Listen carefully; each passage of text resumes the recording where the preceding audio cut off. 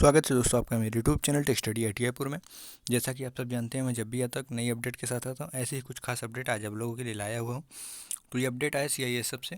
इसकी एक वैकेंसी आई हुई ड्राइवर की, और उसमें सीधी भर्ती के लिए क्या क्या क्वालिफिकेशन है, क्या क्या एलिजिबिलिटी क्राइटेरिया हैं, क्या क्या एज क्राइटेरिया है, उन सब के बारे में हम डिस्कस करेंगे।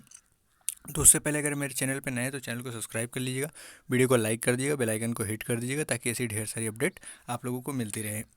और वीडियो के डिस्क्रिप्शन में मैंने टेलीग्राम चैनल का लिंक दे रखा है, जहाँ पर यूट्यूब कभी कभी वीडियो नोटिफिकेशन नहीं प्रोवाइड कराता था, तो हम वहाँ पे PDF और ऐसी अपडेट प्रोवाइड कराते रहते हैं।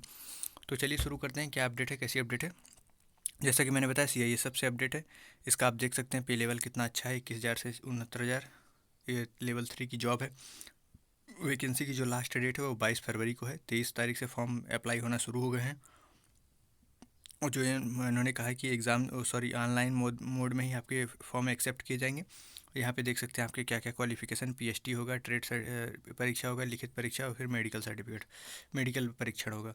उसके बाद जो आपका एग्जामिनेशन होगा, हिंदी और इंग्लिश दोनों लैंग्वेज में होगा। CBT और OMR दोनों में से किसी बेस पे करा सकते हैं। तो आगे चलते हैं, हम देखते हैं इन्होंने क्या कह रखा है। 10% सीट इन्होंने ये एक सर्विसमैन के लिए रिजर्व कर रखी है। और उसके बाद आगे क्या क्या देखते हैं हम, वैकेंसी कितनी कितनी है। तो देख सकते हैं 451 वैकेंसी है। यहाँ पे जो आरक्षक और चालक की है वो 183 है। और उसके बाद जो सह चालक पंप ऑपरेटर है उनकी 268 वैकेंसी है। 76 है अनरिजर्व की, 27 है SC की, और 13 है ST की, 49 है OBC की, और 18 है EWS की। टोटल 183। 111 है उसकी अनारक्षित की, UR की, और SC की 40, ST की 19, और OBC की 72, और EWS की 26। मतलब टोटल 451 वैकेंसी, जिसमें से 45 वैकेंसी इन्होंने 10% रिजर्व कर रखा है एक सर्विसमैन के लिए। आपको जो आरक्षण है वो गवर्नमेंट रूल के हिसाब से आपको मिलते रहेंगे, यहाँ पे जैसे मेंशन किया हुआ है, देख सकते हैं आप। और उसके बाद देखते हैं क्या क्या आपकी क्राइटेरियाज हैं। तो हम सिर्फ इंपॉर्टेंट अपडेट पे ही डिस्कस करेंगे, वरना वीडियो बहुत लंबी हो जाएगी। तो इसमें क्या है कि पहला आपका PET PhD होगा, उसके बाद दस्तावेज मतलब डॉक्यूमेंट वेरिफिकेशन, फिर ट्रेड सर्टिफिकेट, ये आपका एक दिन होगा। दूसरे दिन लिखित परीक्षा, तीसरे दिन आपका मेडिकल होगा। और उसके बाद जैसे कि हम स्क्रॉल डाउन करते हुए नीचे चलेंगे, तो देख सकते हैं कि आपको जो, जैसे कि मैंने बताया, आपका जो एग्ज़ाम होगा वो हिंदी इंग्लिश दोनों लैंग्वेज में होगा। और यहाँ पे देख सकते हैं उसके बारे में छोटी सी इन्फॉर्मेशन है। तो चलिए नेक्स्ट अपडेट देखते हैं, हम नेक्स्ट अपडेट क्या है। आप देख सकते हैं जो दूसरी क्राइटेरिया है वो एज की है। 21 से 27 साल एज इन्होंने कह रखी है। फॉर्म की लास्ट डेट जो किसी ने बार बार मेंशन की है, 22 फरवरी है। उसके बाद जो इन्होंने कहा कि जो आरक्षक जो कार्यरत हैं सहित सरकारी नौकरियों के लिए जो हैं, उनके लिए जो जनरल और OBC के लिए 40 साल इन्होंने दे रखी है, और SC ST के लिए 45 साल दे रखी है। और उसके बाद जो उन्होंने कहा कि जिनके दंगों में या गुजरात दंगों में, सांप्रदायिक दंगों में जिनके बच्चों की मतलब जिनके पिता की मृत्यु हो गई है, उनके बच्चों को या उनके आश्रितों को 5 साल की एज रिलैक्सेशन ये देंगे, यहाँ पे देख सकते हैं मेंशन है। और उसके बाद जब हम जैसे स्क्रॉल डाउन करते हुए नीचे चलेंगे, तो इन्होंने क्या कह रखा है कि जो SC ST है उनको 5 साल की, और OBC को 5 साल की 21 से 27 साल के बाद छूट दी जाएगी। तो इसमें +5 या +3 कर लीजिएगा। और दूसरी अपडेट ये है कि देख सकते हैं यहाँ पे आपकी शैक्षणिक योग्यता की बात की गई है। आपने हाई स्कूल कर रखा, मैट्रिक पास कर रखा है, उसके समकक्ष होना चाहिए। उसके साथ साथ मतलब भारत सरकार या राज्य सरकार द्वारा प्रमाणित संस्था से आपने किया हो। और आपकी ड्राइविंग लाइसेंस होनी चाहिए, चाहे हल्के वाहन के हो, चाहे भारी वाहन के हो, चाहे गियर वाली मोटरसाइकिल के हो, तीनों में से किसी की आपके पास होनी चाहिए। वैध लाइसेंस होनी चाहिए। और इन्होंने यहाँ पे मोटर वाहन अधिनियम के कुछ मापदंड दे रखे हैं, आप देख सकते हैं। इन्होंने क्या क्या रखा है कि आपके पास गाड़ी चलाने का 3 साल का एक्सपीरियंस होना चाहिए। और ये जो है आपके पास जो ड्राइविंग लाइसेंस के अनुभव जारी होने की तिथि से गिना जाएगा। मतलब कि आपका 3 साल, मतलब फॉर्म की जो ये लास्ट डेट है, इससे 3 साल पहले तक का आपके पास एक्सपीरियंस होना चाहिए। फॉर्म की लास्ट डेट तक गिनी जाएगी। तो मतलब 3 साल तक, अगर 22 फरवरी तक आप 3 साल हो गए आपको एक्सपीरियंस करते हुए, तो आप ये फॉर्म अप्लाई कर सकते हैं। और इसके साथ साथ इन्होंने क्या क्या रखा है, इन्होंने शारीरिक मापदंड में हाइट की बात की है। जनरल OBC के लिए 167 काउंट करेंगे ये, और 5 सेंटीमीटर का एक्सपेंशन के साथ 80 से 85 सेंटीमीटर आपका सीना होना चाहिए। और उसके साथ साथ जो गढ़वाली, कुमाऊनी, गोरखा हैं, इनको सिक्किम, नागालैंड, मतलब जो शेड्यूल ट्राइब्स वगैरह हैं, मतलब पिछड़ी जाति वगैरह हैं जो हैं, उनको मतलब SC ST को 165 हाइट होगी, और 78 से 83 तक आपका जो है चेस्ट होगा, मतलब 5 सेंटीमीटर इनका भी एक्सपेंशन है, मिनिमम 71। मतलब इसमें जो वो लोग आते हैं जो पिछड़े लोग हैं, जो जो पहाड़ी इलाके से, जम्मू कश्मीर से हुए या फिर SC ST हुए, उनको जो है यहाँ पे छूट देंगे। सॉरी, SC को यहाँ पे इन्होंने क्या रखा है, इनको 167 ही काउंट करेंगे, सिर्फ ST और जो पिछड़ी जनजातियाँ हैं उन लोगों को ये छूट देंगे। और उसके बाद हम देखते हैं आगे क्या है। और यहाँ पे देख सकते हैं अनुसूचित जनजाति, जैसा कि यहाँ पे भी मेंशन किया, अनुसूचित जनजाति के लिए 76 से 81 होना चाहिए और हाइट जो है 160 होनी चाहिए। मतलब सीना जो है 76 से 81 होगा और हाइट 5 सेंटीमीटर, मतलब सॉरी हाइट 160 सेंटीमीटर होगा और सीना जो है 76 से 81 होगा। उसके बाद देख सकते हैं आपका चिकित्सा का मापदंड दे रखा है यहाँ पे। आपका वजन जो है चिकित्सा मानक के अनुसार कद और आयु के समानुपात में होना चाहिए। और उसके साथ साथ यहाँ पे आपने घुटने टकराव नहीं होने चाहिए, समतल पैर होने चाहिए। यहाँ पे कुछ मानक दिए हैं जिसको अगर आप फुलफिल करते हैं तो आप फॉर्म अप्लाई कर सकते हैं। और उसके बाद यहाँ पे आँख की बात की गई, आपका 6/6 का निकट दृष्टि दोष कलर विजन होना चाहिए। उसके साथ साथ सुधार में दूर दृष्टि दोष में ये उन्होंने कह रखा है कि अपवर्तन के लिए किसी भी प्रकार के दृश्य में सुधार की अनुमति नहीं है, यहाँ तक कि चश्मे से भी, मतलब चश्मा लगा करके भी आप नहीं देख सकते, बगैर चश्मे का आपको दिखना है। उसके साथ साथ आपके पास कलर ब्राइटनेस नहीं होना चाहिए, दोनों आंखें सामान्य दृष्टि से होनी चाहिए। टैटू के लिए उन्होंने मार्क दिए रखे हैं, क्या क्या हैं वो आप देख सकते हैं। और यहाँ पे क्या कह रखा है इन्होंने, क्या कह रखा है कि जो आप फॉर्म अप्लाई करेंगे वो CISF की जो वेबसाइट है इसी से आप फॉर्म अप्लाई करेंगे। और उसके साथ साथ इन्होंने क्या क्या कह रखा है कि जो राज्य, मतलब इनको एक डिवीज़न के रूप में इन्होंने बांट दिया है। जैसे ये स्टेट उत्तराखंड में आएंगे, इनके लिए यहाँ पे व्यवस्था की गई है, मतलब कि आवेदन प्राप्त करने के लिए केंद्र और नाम पते सहित। तो यहाँ पर ये दिया गया है। उसके साथ साथ दिल्ली, मतलब NCR खंड में दिल्ली, उत्तर प्रदेश और उत्तराखंड के लिए ये एड्रेस है। और उसके साथ साथ दादर और नगर, मतलब हर एक स्टेट के लिए पर्टिकुलर डिवीज़न में इन्होंने बांट रखा है। और यहाँ पे उनकी मेल ID वगैरह, अगर आपको कोई हेल्पलाइन वगैरह चाहिए तो उसके लिए भी आप यहाँ से कॉल कर सकते हैं, संपर्क कर सकते हैं। और ऑनलाइन आवेदन जो है रात के मतलब 11 बजे के बाद ये आपको बंद कर देंगे 22 फरवरी को। इन्होंने क्या क्या फ़ोटोग्राफ की बात की है, फ़ोटोग्राफ अपलोड करेंगे आप 20 से 50 KB के JPG साइज प्रारूप में होना चाहिए और हाल ही में खींचा गया रंगीन पासपोर्ट साइज होना चाहिए। और जिस पर फ़ोटो खींचने की, मतलब आप वो हो, मतलब यहाँ पे डेट की भी बात की गई है कि आप ऐसा फ़ोटो खींचेंगे जो 20 से 50 KB का हो। उसके साथ साथ आपने डेट भी मेंशन करेंगे फ़ोटो के नीचे, और वो भी कलर फ़ोटो होना चाहिए पासपोर्ट साइज़ का, और वो 3 माह से ज़्यादा पुराना नहीं होना चाहिए। यहाँ पे देख सकते हैं एक अच्छी बात मेंशन की गई, छपी तारीख के बिना आवेदन पत्र अस्वीकार कर दिया। मतलब अगर आपने फ़ोटो पर तारीख नहीं छपी है तो आपको रिजेक्ट कर दिया जाएगा फॉर्म, या फिर अगर आपकी फ़ोटो धुंधली है तो भी, मतलब ब्लर है तो भी आपको रिजेक्ट कर दिया जाएगा। उसके बाद इन्होंने सिग्नेचर की बात की। सिग्नेचर भी आपका इन्होंने क्या कह रखा है, 10 से 20 KB के बीच में होना चाहिए और एकदम स्पष्ट रूप से होना चाहिए। और जो आप दस्तावेज अपलोड करेंगे, पुरुष या महिला अभ्यर्थियों को अपनी आयु या शैक्षणिक योग्यता अधिवास प्रमाण पत्र के साथ, मतलब सभी को PDF प्रारूप में बनाकर 1 MB से ज़्यादा ना हो, उसी में आप अपलोड कर देंगे। उसके बाद इन्होंने क्या कहा है कि केवल ऑनलाइन आवेदन भरे जाएंगे। यहाँ पे देख सकते हैं लिखा हुआ है, ये उनकी वरीयता है। मतलब आप अगर दोनों के लिए फॉर्म भरना चाहते हैं तो पहला प्रेफरेंस किसको देंगे, पहला प्रेफरेंस इसको दे रहे हैं, सेकंड इसको देंगे, या सेकंड इसको, फर्स्ट इसको दे रहे हैं, सेकंड, मतलब दो ही पोस्ट है, उसको आप प्रेफरेंस के हिसाब से इन्होंने बताया है। तो नेक्स्ट अपडेट देखते हैं। तो आप यहाँ पे देख सकते हैं जैसा कि इन्होंने एक इंपॉर्टेंट अपडेट दी है कि विद्यार्थियों को सलाह दी जाती है, मतलब अभ्यर्थियों को, कि वो लास्ट डेट से पहले पहले अपना ऑनलाइन आवेदन कंप्लीट कर लें, क्योंकि अंतिम दिनों में अत्यधिक लोड होने के कारण वेबसाइट नहीं चलती है। तो अगर असफलता की, मतलब अगर वो असफलता से बचने चाहते हैं तो अंतिम तिथि से पहले ही आप फॉर्म अपना जो है फिल कर दीजिएगा।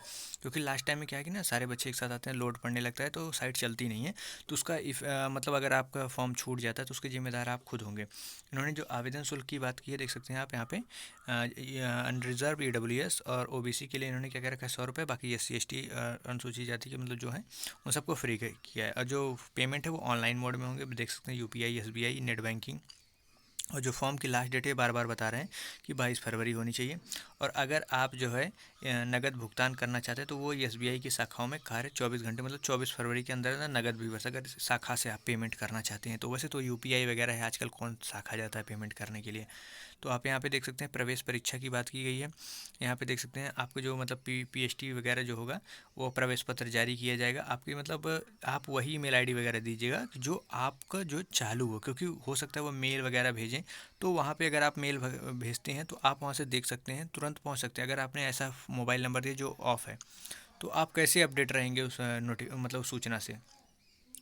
और उसके बाद इन्होंने क्या कह रखा है कि पहले आपका जो भर्ती प्रक्रिया में आपका हाइट चेक किया जाएगा। जब हाइट आप क्लियर कर लेते हैं उसके बाद आपको PST के लिए बुलाया जाएगा। और उसके बाद आपका शारीरिक मानक परीक्षा जो होगा, मतलब हाइट बार के साथ साथ आपका जो वेट वगैरह है वो सब चेक किया जाएगा। और उसी के बाद शारीरिक दक्षता परीक्षा के बाद में, मतलब शारीरिक दक्षता परीक्षा में, मतलब पहले आपका हाइट चेक करेंगे, उसके बाद चेस्ट वगैरह नाप लेंगे। उसके बाद जब आप जब जाएंगे तो आपका वेट वगैरह वहाँ पे मतलब जैसा भी वो निर्धारित करते हैं आपका मतलब एज के हिसाब से आपकी वेट होनी चाहिए। तो वो सब के सब जब वो काउंट कर लेंगे उसके बाद आपकी शारीरिक दक्षता परीक्षा स्टार्ट कर दी जाएगी। शारीरिक दक्षता परीक्षा क्या होगी, उसमें आपको 800 मीटर की दौड़ लगानी है 3 मिनट 15 सेकंड में। लंबी कूद 3 बार में 11 फीट कूदना है। और ऊंची कूद जो है 3 टाइम में 3 फीट 6 इंच तक कूदना है। मतलब ये आपका पीएचडी के लिए हो गया। उसी के बाद ये आपका दस्तावेज कराएंगे, मतलब जो डॉक्यूमेंट वगैरह होंगे आपके शैक्षणिक योग्यता या कास्ट सर्टिफिकेट जो है ड्राइविंग लाइसेंस, उन सबको ये आपको चेक करा करके देखेंगे कि आप सही हैं या फिर आप फर्जी तो नहीं है, उसको देखेंगे। उसके बाद आपकी जो नेक्स्ट अपडेट है इसमें क्या क्या रखा है इन्होंने, उसी दिन आपका ट्रेड परीक्षा ले लेंगे। ट्रेड परीक्षा में जो अगर आप हल्के वाहन चलाते हैं तो 50 नंबर का ये अंक होगा जिसमें आपको 25 पाना ही पाना होगा। अगर आप भारी वाहन चलाना जानते हैं तो 50 नंबर का ये अंक होगा, आपको 25 लाना ही लाना है।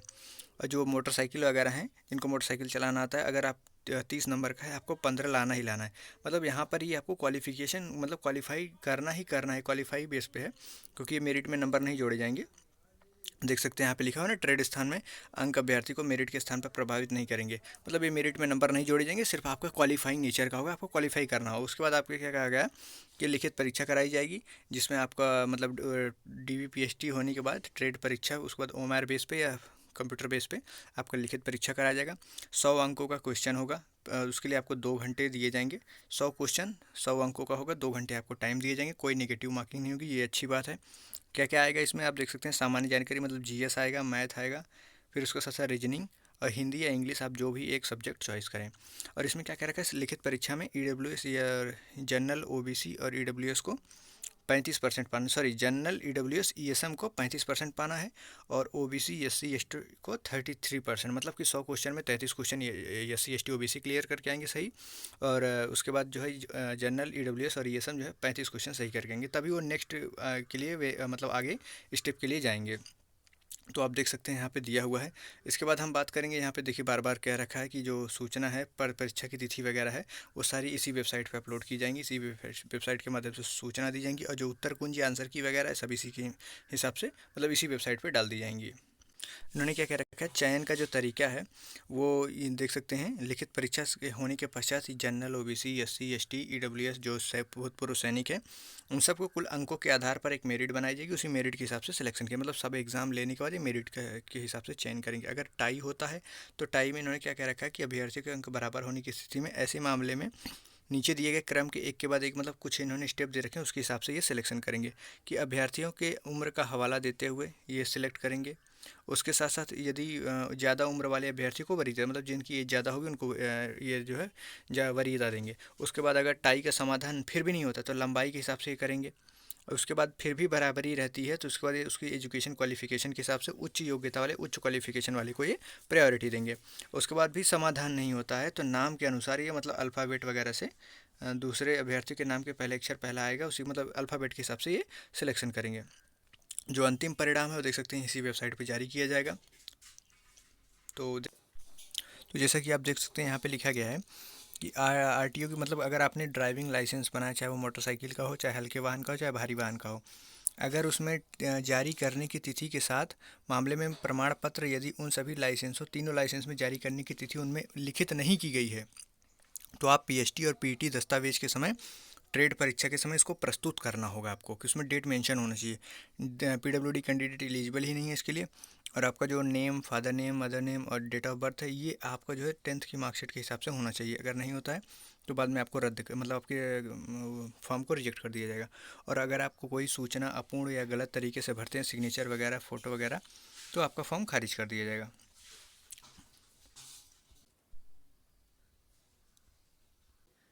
यहाँ पे देख सकते हैं एक हेल्पलाइन नंबर दी हुई है, आप चाहें तो कॉल करके पूछ सकते हैं अगर आपके फॉर्म भरने में कोई दिक्कत आ रही है तो। इसके साथ साथ आपको रहने की व्यवस्था खुद करनी होगी, कोई TADA नहीं दिया जाएगा, 2-3 दिन के रहने की व्यवस्था। उसके साथ साथ अगर भर्ती प्रक्रिया के दौरान आपको चोट लग जाती है, आपको दुर्घटना हो जाती है, तो कोई भी भर्ती एजेंसी या केंद्र जिम्मेदार नहीं होगा, इसके लिए अभ्यर्थी स्वयं जिम्मेदार होगा। मतलब आप अपनी रिस्क पर ये फॉर्म अप्लाई कर रहे हैं, मतलब पेपर एग्ज़ाम दे रहे हैं। उसके साथ साथ अगर आप दौड़ के समय या PST के समय आपको कोई भी चोट लग जाती है तो उसकी भी जिम्मेदार CISF या भारत सरकार नहीं होगी। तो आप लोग इतनी तैयारी करके जाइए कि ऐसी समस्या ना आए। और उसके साथ साथ इन्होंने क्या कह रखा है और इन्होंने ये कह रखा है कि जो सीआईएसएफ में है, महानिदेशक बिना कोई कारण बताए बदलाव कर सकता है, रद्द कर सकता है, स्थगित कर सकता है, जैसे कि सभी वैकेंसीज़ में होता है। ये तो नॉर्मल सी बात है। और उसके बाद इन्होंने क्या कह रखा है, इनकी ऑफिशियल वेबसाइट, जैसा कि मैं बार बार बता रहा हूँ, आप यहाँ पे देख सकते हैं। और इन्होंने एक चीज़ ये कह रखी है कि यहाँ पे कह रखा है, दलालों से आप लोग सावधान रहिए। मतलब कुछ लोग कहेंगे कि हम आपको पैसे दे देंगे, मतलब फ़ोन करेंगे आपके पास कि हम आपका पैसे से करा देंगे, या आपको मेल करेंगे, किसी के माध्यम से आप पैसे खो रहे हैं। मतलब आपसे पैसा लेके कहेंगे कि हम आपका एग्ज़ाम करा देंगे, निकलवा देंगे, दौड़ निकलवा देंगे, हमारी पकड़ है, पहुँच है। तो अगर ऐसी कोई भी बात आती है तो उस व्यक्ति का नाम इस पे आप मैसेज कर दीजिएगा, इस पे आप जो है ईमेल के साथ, मतलब उसकी जो भी इन्फॉर्मेशन है वो इस मेल पे आप भेज दीजिएगा, ताकि वो विभाग उसके साथ कार्रवाई कर सकते हैं और भर्ती में कोई भी धांधलीबाजी ना हो। और यहाँ पे आप देख सकते हैं आपके ऑनलाइन फॉर्म आवेदन भरने की प्रक्रिया है, कैसे कैसे आपको भरना है। पहले आपको रजिस्ट्रेशन करना है, फिर लॉगिन करना है। अगर उसके बाद नया पंजीकरण बटन पर क्लिक करें, उसके बाद आपके सारे डॉक्यूमेंट वगैरह आप खुद भरना है। ये वन टाइम रजिस्ट्रेशन फॉर्म होगा, इसलिए आप बहुत सावधानी से भरिए। अगर कोई गलती करते हैं तो बाद में सुधार नहीं किया जाएगा, चाहे वो आपका नाम हो, माता पिता का नाम हो, डेट ऑफ बर्थ हो, ये सब तो बहुत से संभाल के फॉर्म भरिएगा। तो इसमें यहाँ पे देखिए मेंशन किया हुआ है मैट्रिकुलेशन प्रमाण पत्र, मतलब अगर आपको पुनः सावधान किया जाता है कि नाम, माता पिता का नाम, जन्म तिथि, मैट्रिकुलेशन परीक्षा का विवरण ठीक वैसे ही भरा जाएगा जैसे कि मैट्रिकुलेशन, मतलब जैसे आपकी हाई स्कूल में है। अगर आप गलत भरते हैं तो आप ये मतलब वहाँ पे फॉर्म रिजेक्ट कर दिया जाएगा। तो एक छोटी सी अपडेट थी। और यहाँ पे ऑनलाइन आवेदन के पत्र की कैसे फ़ोटो, जैसे कि मैंने बता ही दिया ऊपर कि फ़ोटो आपको कैसे रखना है, कैसे करना है, उसके साथ साथ सिग्नेचर कैसी होनी चाहिए। तो इन सब की एक छोटी सी अपडेट थी ये। तो कैसी लगी आपको अपडेट? और यहाँ पे अगर आपने मेरी वीडियो को लाइक नहीं किया तो लाइक कर दीजिएगा, चैनल को सब्सक्राइब कर दीजिएगा। और यहाँ पे क्या क्या रखा है कि आपको पंजीकरण संख्या, पासवर्ड, कैप्चा, सबमिट मतलब बटन पे क्लिक करना है, मतलब आपको ईमेल आएगा या फिर एसएमएस के द्वारा ये पासवर्ड और वो रजिस्ट्रेशन आईडी भेज देंगे। और तो चलिए मिलते हैं नेक्स्ट वीडियो में ऐसी ही अपडेट के साथ। अगर आपने मेरे चैनल को सब्सक्राइब नहीं किया तो सब्सक्राइब कर लीजिएगा, वीडियो को लाइक कर दीजिएगा, बेल आइकन को हिट कर दीजिएगा, ताकि ऐसी ही ढेर सारी अपडेट आप लोगों को समय समय पर मिलती रहें। तो तब तक के लिए स्वस्थ रहिए, मस्त रहिए। जय हिंद, जय भारत। सॉरी, यहाँ पे देख सकते हैं, यहाँ पे हर कैटेगरी का एक प्रोफार्मा दे रखा है। ओबीसी का, एससी एसटी का, मतलब जो जाति प्रमाण पत्र है उनका एक प्रोफार्मा दे रखा है कि आपको ऐसे ही फॉर्मेट, ये देख सकते हैं डब्ल्यूएस का है, ऐसे ही होना चाहिए। तो एक छोटी सी अपडेट है जिसको मैंने आपको बता दिया। यहाँ पे क्या रखा है, कद या सीना नापने के माप में छूट। अगर आपको कद में या हाइट में, मतलब हाइट में या फिर चेस्ट में छूट चाहिए तो आपको ये प्रमाण पत्र बनवा के लाना होगा। तो एक छोटी सी अपडेट थी, जैसा कि मैंने आप सबके सामने डिस्कस किया है। वीडियो को लाइक कर दीजिएगा, चैनल को सब्सक्राइब कर दीजिएगा, बेल आइकन को हिट कर दीजिएगा। और हाँ, कैसी लगी वीडियो आपको ज़रूर बताइएगा। अगर आपको फॉर्म भरने का वीडियो चाहिए तो ज़रूर बताइएगा, हम फॉर्म भरने की वीडियो भी आपको प्रोवाइड कराएंगे। तो चलिए स्वस्थ रहिए, तब तक मस्त रहिए। जय हिंद, जय भारत। धन्यवाद।